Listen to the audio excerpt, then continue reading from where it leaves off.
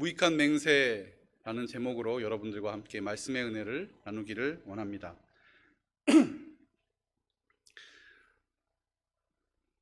우리는 지난 시간 그리고 그 전 시간을 통해서 사울과 요나단의 모습을 살펴보았습니다. 사울의 모습은 어떠했는지 2주 전 설교인데 기억이 나십니까? 순종과 인내 그리고 회개의 기회를 놓쳤었습니다. 그런데 요나단은 어땠습니까? 주목받지 못하는 그 외로운 길, 누구도 가지 않는 험한 길, 미련해 보여서 어쩌면 죽을지도 모르는 그 길을 결국 말씀 의지하여 걸어갔고 그 끝에서 생명, 승리를 얻어냅니다.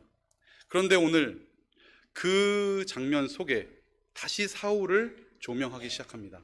성경 기자는 사울을 비췄다가 요나단을 비췄다가 다시 지금 사울에게 스포트라이트를 비추며 사울의 행동 속에서 우리의 행동을 보기를 원하는 거죠. 어떤 내용인지 우리가 세 가지로 오늘도 나누어 살필 텐데요. 첫째로, 기회를 주셔도 시간을 낭비하는 사울의 모습을 우리는 발견하게 됩니다. 기회를 주셔도 시간을 낭비하는 사울.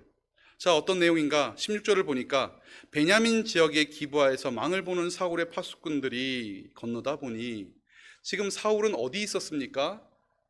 석류나무에 앉아 있었죠. 그리고 600명들의 군사들과 함께 작전 회의를 했는지 아니면 어떤 이야기를 했는지는 성경은 말하지 않습니다. 그러나 사울은 석류나무 아래 앉아 있었습니다. 그런데 그 석류나무 아래 앉아 있는 사울에게는 말하지도 않고 요나단이 무기를 든 자기의 병사와 함께 적진으로 건너갔죠. 거기서 요나단은 하나님께서 주시는 승리를 맛보게 됩니다. 자, 이 요나단의 승리가 건너편에 석류나무 그늘 아래 앉아있는 사울에게 보여진 거죠. 오늘 16절을 보니까 사울의 파수꾼들이 저 멀리를 건너다 보니 수많은 블레셋 군인들이 아우성을 치며 이리저리로 몰려다니고 있다. 이 아우성을 치며 이리저리 몰려다니고 있었다라고 되어 있는데 이 히브리어 본문에는 참 이걸 재미나게 표현을 했습니다. 저들이 물 흐르듯이 녹아내리고 우왕좌왕하고 있었다. 그러니까 이 마음이 녹아내린 것처럼 물 흐르듯이 아마 다 녹아내린 것 같아요.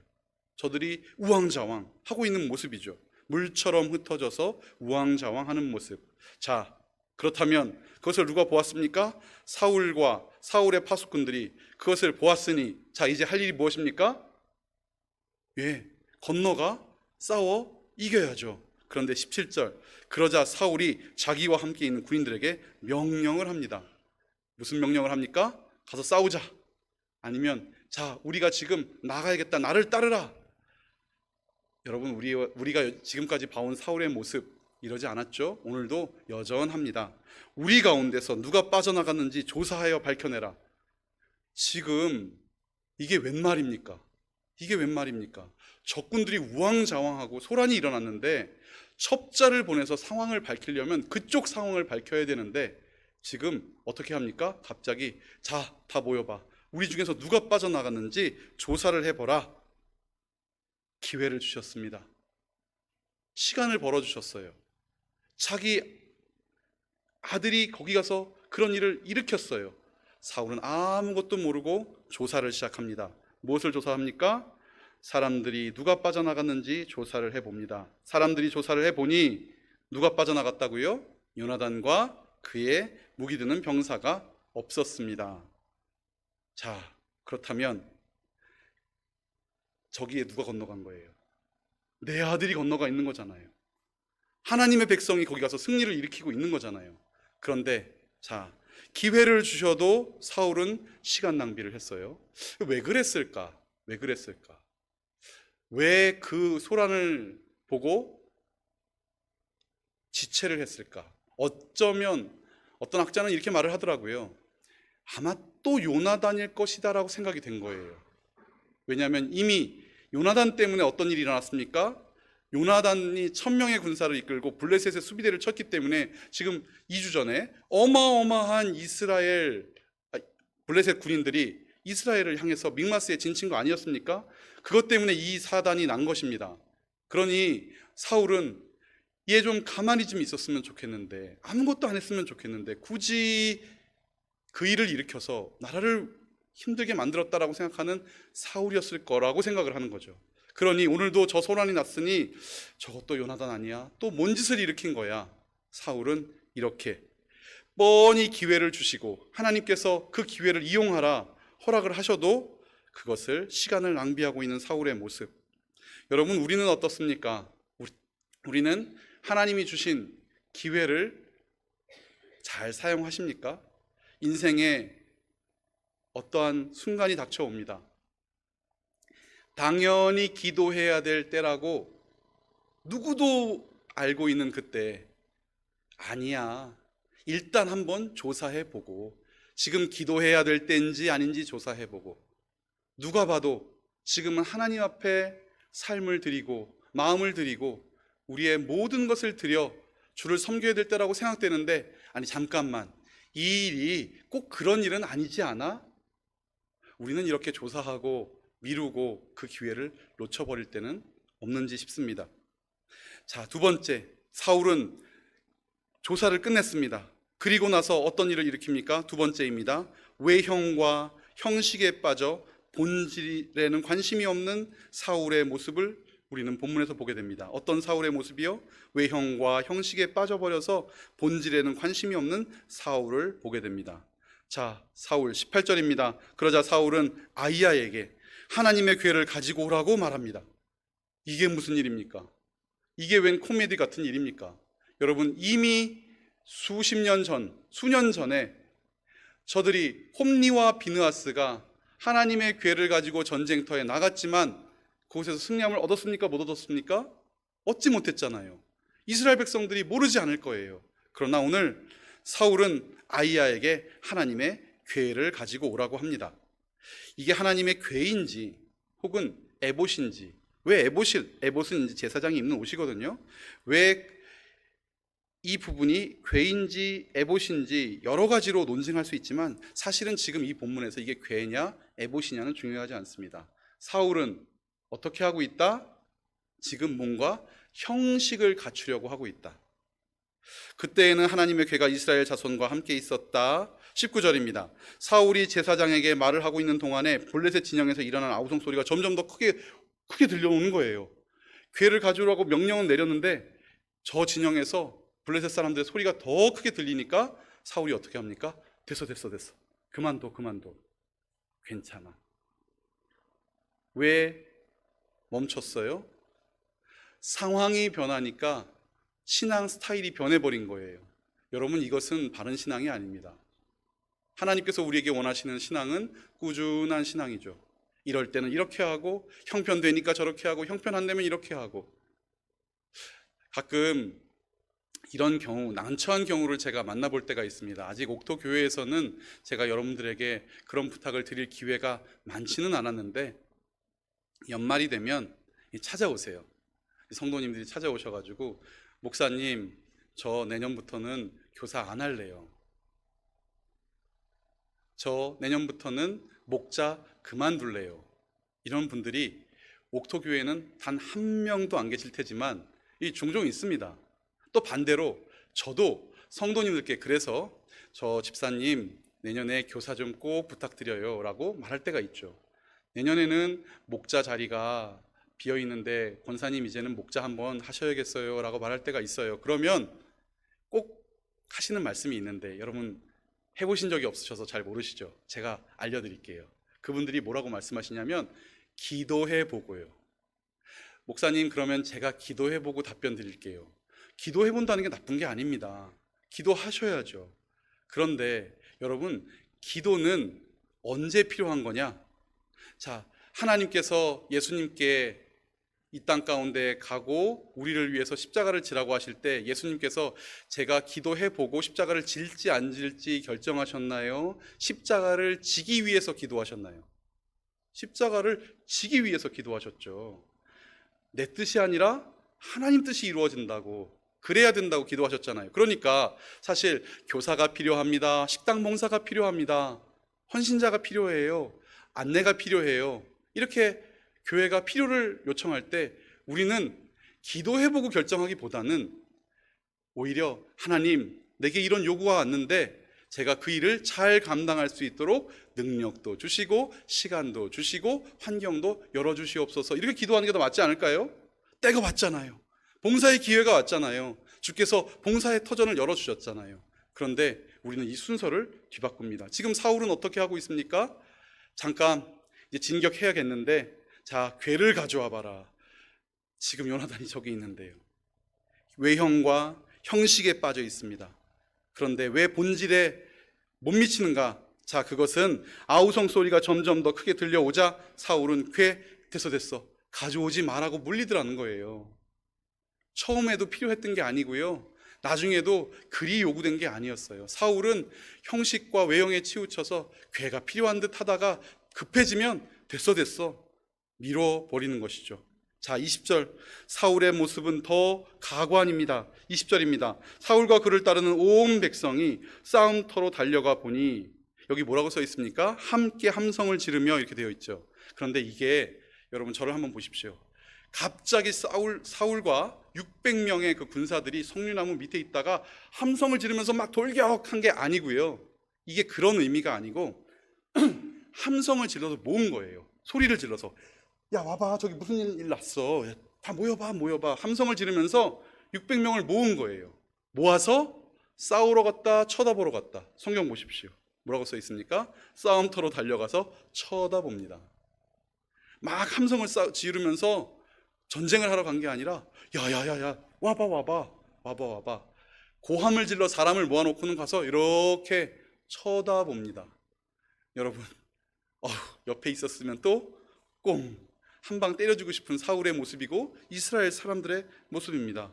달려가서 보니 블레셋 군인들이 뭐를 뽑아듭니까? 칼을 뽑아들고, 우리 함께 읽어볼까요? 시작. 저희들끼리 서로 정신없이 쳐 죽이고 있었다. 와, 좀 무시무시한 단어긴 한데요, 저는 이 칼에다가 막 형광펜 칠하고 스티커 붙이고 여기에 막 LED 그냥 등까지 달아두고 싶어요. 여러분, 이스라엘 백성에게 칼이 몇 개 있었습니까? 칼이 2개. 누구 가지고 있었죠? 사울과 요나단. 그런데 오늘 블레셋 병사들이 무엇에 망하고 있습니까? 칼에 망하고 있습니다. 이 칼이 누구의 칼입니까? 하나님이 예비하신 블레셋의 칼. 여러분, 전율이 느껴집니다. 하나님의 놀라움이 이 성경에 보여집니다. 이스라엘은 준비하지도 못했고 준비도 할 수도 없었습니다. 왜냐하면 블레셋에서 칼 가져가는 걸 원하지 않았어요. 그래서 칼이 없도록 하려고 끝까지 막았다니까요. 수출하지 못하게 했어요. 건드리지도 못하게 했어요. 칼을 벼리려면, 이 낫을, 농기구를 벼리려면 블레셋에 갔어야 했어요. 그런데 오늘 블레셋이 무엇에 망하고 있습니까? 하나님이 예비하신 블레셋의 칼. 여러분, 우리가 인생을 살아갑니다. 세상을 이기기 위해서 이것저것이 필요하다고 생각해서 많이 준비해 봅니다. 그런데 살아가다 보니까 하나님께서 은혜 주실 때 내가 준비한 것, 그 이상의 것이 늘 준비되어 있음을 우리는 만나보지 않습니까? 아멘. 저는 제 인생에서 때로는 느낍니다. 이것이 필요할 것 같았고 저것이 필요할 것 같아서 마음 졸이고 가슴 졸이면서 이렇게 저렇게 모아봤는데 요만큼 모여 있어요. 이거 가지고 뭐 하지? 이거 가지고 뭐 하지? 그래도 모았으니까. 죄송합니다. 물 한 잔만 마시겠습니다. 그래도 요만큼 모았으니까 뭐가 될 것 같아서 이렇게 마음 졸이고 있는데 앞에 벌어지는 것을 보니 하나님께서 이미 다 준비하셨더라고요. 갈 길도, 타고 갈 것도, 가서 쓸 것도. 믿으십니까? 아멘. 그래서 우리 청년들과 함께 제주도 가는 것 아니겠습니까? 뭐 준비를 해봤자 얼마나 하겠습니까? 가서 우리가 우리의 언변으로 전해야 얼마나 잘 전하겠습니까? 그런데요, 하나님께서 그 길을 열어주신 줄 믿고 휴가 내서 그 땅에 가면 하나님께서, 우리는 준비한 칼이 없는데 하나님께서 준비한 복음의 성령의 검으로 저들 마음을 돌이키시고 회복시키시고 구원하실 줄 믿습니다. 아멘. 우리가 이 삶을 살아가는 겁니다. 블레셋 사람들이 칼을 뽑아들고 저들끼리 정신없이 쳐 죽이고 있습니다. 21절입니다. 블레셋 사람들 편을 들어 싸움터에 나왔던 히브리 사람들도 아마 이스라엘 백성 중에서 돈에 눈이 어두워서 마치 매국노처럼 민족을 포기하고 블레셋에 붙었던 사람들이 있었나 봅니다. 배신자죠. 민족의 배신자죠. 그런데 저들도 이 상황 속에서 이제는 돌이켜 사울과 요나단이 지휘하는 누구의 편이 된다? 이스라엘 편이 된다. 떠나갔던 친구도 멀어졌던 원수도 다시 내게 오게 하시고 함께 싸우게 하시는 하나님의 은혜를 바라보게 되는 것이죠. 22절, 또 전에 에브라임 산간지방으로 들어가 숨었던 풀숲에 숨고 무덤에 숨고 동굴에 숨고 우물에 숨었던 이스라엘 사람들이 이제는 블레셋 사람들이 지고 달아난다는 소식을 듣고 모두 뛰어나와서 블레셋 군인들을 뒤쫓으며 따라가기 시작합니다. 여러분, 600명으로 쪼그라들었던 이 이스라엘 백성이 이 역사책에 보니까 10,000명이 되어서 블레셋 사람들을 쳐들어가기 시작합니다. 자, 23절 소중한 말씀 우리 함께 읽어볼까요? 시작. 그날 주님께서 이렇게 이스라엘을 구원하셨다. 아멘. 성경학교가 시작됩니다. 우리 선생님들, 우리 교회에 우리 장로님, 권사님, 집사님들 우리 아이들에게 이 이야기 해주시면 됩니다. 성경학교에 간식도 필요합니다. 놀이도 필요합니다. 그러나 살아있는 말씀, 얘들아, 우리에게 구원을 주시는 하나님, 그 하나님이 예전에도 옛적에도 그리고 내게도 그리고 앞으로 너에게도 함께 하실 거야. 이것이 오늘 우리에게 기쁨의 소식이며 복음 아니겠습니까? 요나단의 승리가 아니었습니다. 요나단은 하나님의 약속을 믿고 내 적군이 많음을 두려워하지 말아라, 내가 너와 항상 함께 있으리라라는 약속 말씀 듣고 쳐 들어갔을 뿐입니다. 요나단의 승리가 아니라 누구의 승리? 여호와 하나님의 승리가, 주의 구원이 이르렀던 거죠. 말씀이 확증되는 순간입니다. 여러분, 우리 인생 가운데 적들이 켜켜이 쌓여 있습니다. 어려운 고난의 순간이 우리 인생 가운데 하나도 아니고 둘도 아니고 매 순간순간 우리를 엄습해 옵니다. 그러나 여러분, 두려워하지 마시고 겁내지 마십시오. 비록 세상이 파도보다 높을지라도 하나님께서 우리와 함께 하실 때 우리는 거친 풍랑도 순종케 하시는 예수 그리스도의 은혜를 우리의 이 땅 가운데 살아가는 오늘 우리에게 주시는 그날을 경험하게 될 줄 믿습니다. 구원은 오직 여호와 하나님, 이것이 오늘 이스라엘을 통해서 우리에게 보여주시는 하나님의 말씀인 것이죠. 전쟁은 베다웬 너머까지 번졌다. 베델 근처를 넘어 파죽지세로 이스라엘 군사들은 몰아가고 있는 것입니다. 이길 수 있었습니까? 누구도 예측할 수 없었습니다. 600명, 겨우 600명. 그런데 지금 어떻습니까? 이스라엘 백성들이 전진하고 있는 것입니다. 그런데 기회를 주셔도 시간 낭비하는 사울, 본질에는 관심이 없고 외형에 빠져서 예배를 드릴랑 말랑 이랬다 저랬다 하던 사울이 갑자기 웬일인지 명령을 내리고 나섰습니다. 그런데 이 명령이 어떤 명령인가? 세 번째, 근거 없는 규범으로 율법을 가장하는 교만한 사울. 근거 없는 규범으로 율법을 가장하는 교만한 사울. 사울은 근거가 없는 명령을 내립니다. 마치 율법 비스무리하게 보입니다. 그러나 이것은 율법도 아니고 성경의 근거도 없는 사울의 교만 속에서 나온 명령이었을 뿐입니다. 이 무익한 맹세와 명령이 무엇인가? 24절 제가 읽겠습니다. 그날 이스라엘 사람들은 허기에 지쳐 있었다. 이게 심하게 압박을 받고 있었다라는 뜻이에요. 그날 이스라엘 사람들은 허기에 지쳐 있었다. 이 허기에 지쳐 있었다라고 표현을 하니까 마치 사울이 군인들에게 이렇게 먹지 말라고 해서 지금 지쳐 있다라고 예전 성경에 쓰여 있거든요, 앞뒤가. 그런데 오늘 새 번역이 잘 돼 있는 것입니다. 이게 결과절이에요. 그러니까 그날 이스라엘 사람들이 허기에 지쳐 있어서 사울이 군인들에게 명령을 내린 것입니다. 그래서 여러분들 성경책 앞에 허기에 지쳐 있었다, 그러자 요 세 자 정도 써놔서 주시면 좋을 것 같아요. 이 접속어가 번역이 생략이 되어 있는데, 그러자 사울이 군인들에게 명령을 내립니다. 자, 군인들이 난감해하고 조금 지쳐 있습니다. 심히 무기력하게 눌려 있는지도 모르겠습니다. 그러자 사울이 군인들에게 명령을 내립니다. 그런데 이 명령이 어처구니 없는 명령입니다. 자, 제가 읽어보겠습니다. 내가 오늘 저녁에 적군에게 원수를 갚을 때까지 아무 것이라도 먹는 사람은 누구든지 저주를 받을 것이다 하고 너희 스스로 맹세해라. 내가 사울이 오늘 저녁까지 사울의 원수를 다 갚을 때까지 내가 뭐라도 먹으면 저는 저주를 받을 겁니다라고 스스로 맹세하라는 겁니다. 여러분, 이게 웬 말입니까? 전쟁터에서 힘을 내서 싸워도 모자랄 판에 지금 금식을 하라니요. 그런데 사울의 말투를 이렇게 쳐다보면 이해가 됩니다. 지금 사울은 큰 교만에 빠져 있습니다. 왜냐고요? 이기고 있잖아요. 적었던 군대가 10,000명이나 되는 군대로 불어나더니 갑자기 블레셋 군대를 몰아내고 있잖아요. 자, 그 말에 무슨 말이 있었는가? 오늘 저녁에 적군에게 원수를 갚을 때까지 이렇게 되어 있는데 이게 내 원수입니다.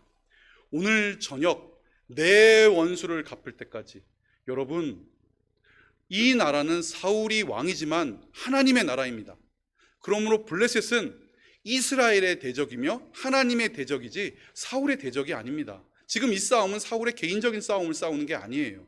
그런데 어떻게 하고 있다? 내 원수, 저것들 내가 내 원수들 저것들 다 처리할 때까지 절대 먹으면 안 돼. 빨리 맹세해. 여러분, 이런 교만이 어디 있습니까?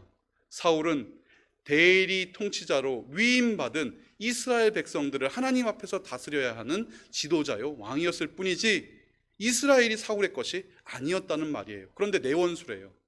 그리고 자, 내 원수를 갚을 때까지 너희는 먹지 말아라. 아무 것이라도 먹는 사람은 누구든지 저주를 받을 것이다. 여러분, 성경에 이런 말이 어디 있습니까? 여러분, 성경에 어디 이런 말이 있습니까? 가끔 당황스러울 때가 있습니다. 옥토교회에는 없지만 있습니다. 옥토교회에 있다는 얘기가 아니고요, 때로 만나봅니다. 제가 몇 년 전에 그 시장통교회에 있을 때 그 권사님은 이렇게 불러요.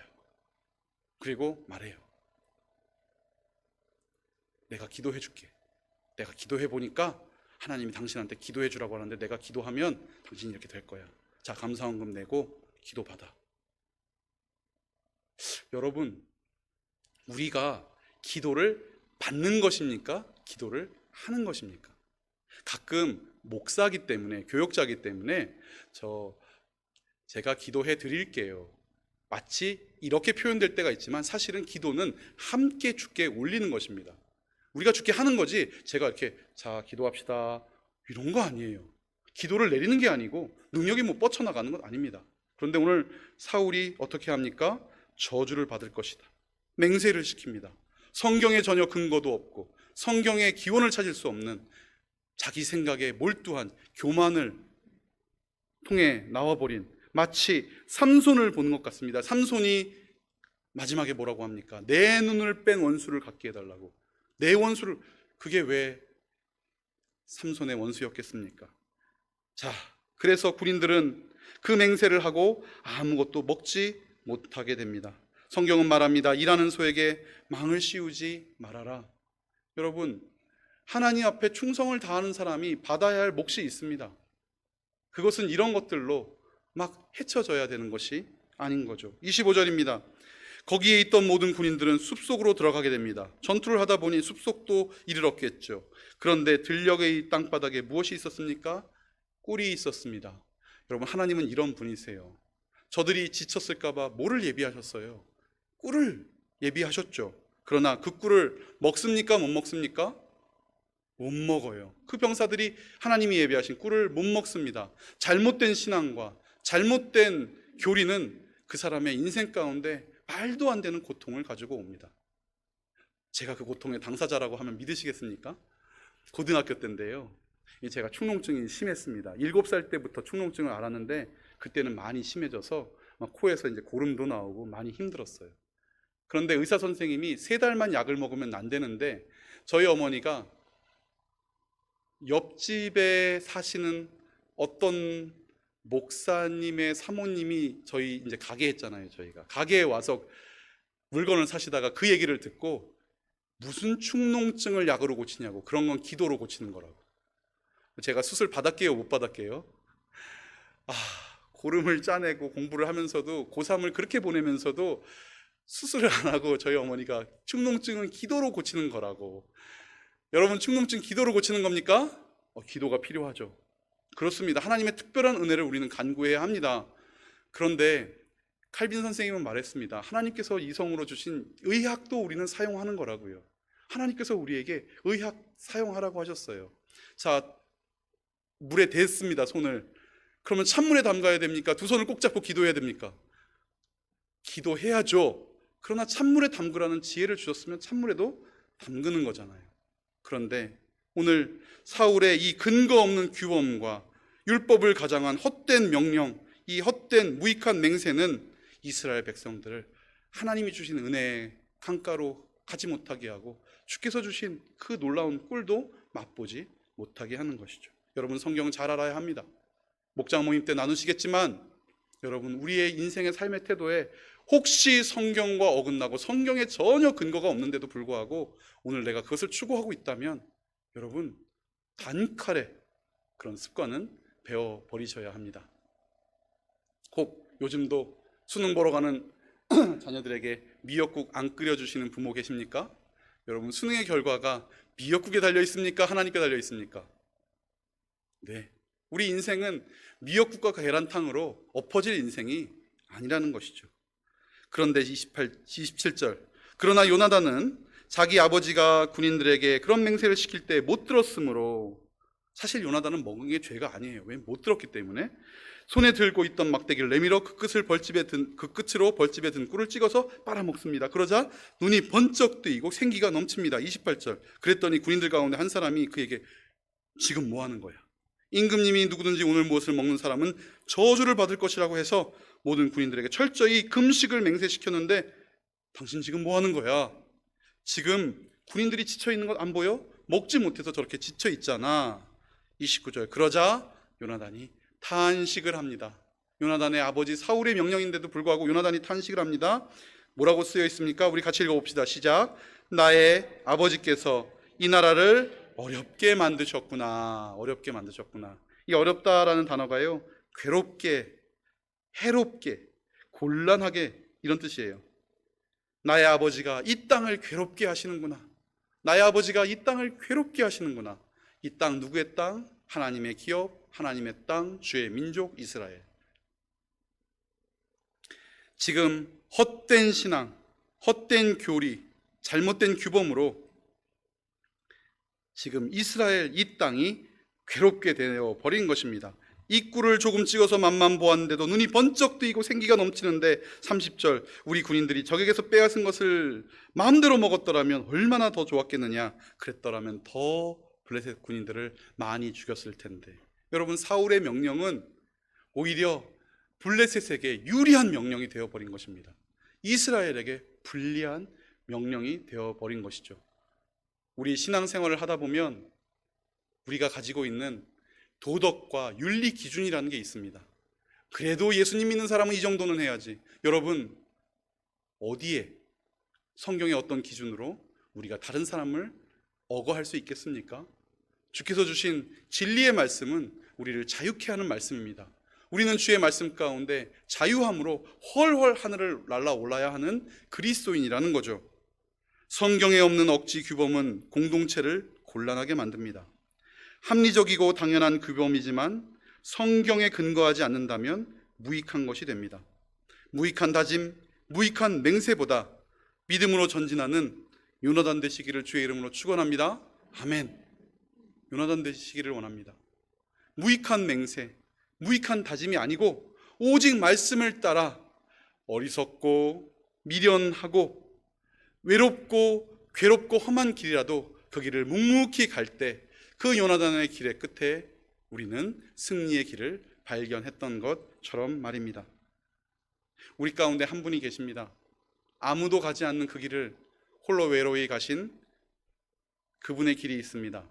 아무도 주목하지 않아 자신의 3년간 함께하였던 제자들도 그 자리를 떠나버렸던 그 외로운 길, 험한 길, 그 길을 가신 분이 계십니다. 미련하기까지 하여 나를 잡아가라고 몸소 그 자리에 서셨던 그분, 우리가 다 아는 예수 그리스도십니다. 여러분, 우리가 오늘 예수 그리스도를 뒤따라 간다면 여러분, 우리의 삶이 어떻겠습니까? 미련해 보이십니까? 어리석어 보이십니까? 주께서 걸어가신 길입니다. 우리 주께서 십자가를 지고 걸어가신 그 길입니다. 그러므로 우리 그리스도인들이 오늘 그 길을 걸어간다면 그 끝에 구원을 주시는 오직 예수 그리스도 하나님, 여호와 하나님을 만나게 될 것입니다. 준비하신 칼이 아니라 주께서 우리에게 준비하신 영광과 은혜가 넘치는 그곳에 우리는 이르게 되는 것입니다. 외적 규범을 갖추려고 애쓰지 마십시오. 내적 믿음이 우리를 승리케 합니다. 여러분, 주신 기회를 놓치지 마십시오. 하나님께서 봉사의 기회, 섬김의 기회, 은혜 받을 기회를 여러분들에게 이렇게 제시하실 때 그 기회를 책임 회피를 위해서 여러 가지 핑계로 그 길을 놓치는 여러분 되시지 않기를 바랍니다. 외형과 형식에 빠져 계십니까? 버리십시오. 오직 주를 찬양하는 예배의 본질 가운데 우리의 능력이 있는 줄 믿습니다. 예수 그리스도 생명의 길, 그 길을 우리에게 주신 하나님께 감사하며 오늘도 주께 헌신을 다짐하는 저와 여러분 되시기를 주의 이름으로 축원합니다. 기도하겠습니다. 하나님 아버지, 오늘도 본문을 통해 사울의 모습을 살펴보게 하셨습니다. 돌아가는 사무엘은 붙잡지 않고 곁에 선 아이야로 만족하면서 주신 기회에 반응하지 않고 종교적 모습에만 생색을 내려는 사울의 모습이 어쩌면 우리의 모습은 아닌지요. 세상의 합리와 이론으로, 내 경험의 윤리와 도덕으로 하나님의 공동체를 곤란하게 하는 것이 내게는 있지 않은지 되돌아보게 하여 주시옵소서. 그리하여 요나단처럼 말씀에 순종함으로, 아멘함으로 주님 주신 마음과 약속을 따라 온전히 주님의 길을 걸어낼 때에 주시는 그 승리를 맛보게 하여 주시옵소서. 하늘의 영광과 승리를 우리 가운데 예비하신 주님을 찬양하며 예수님 이름으로 기도합니다. 아멘.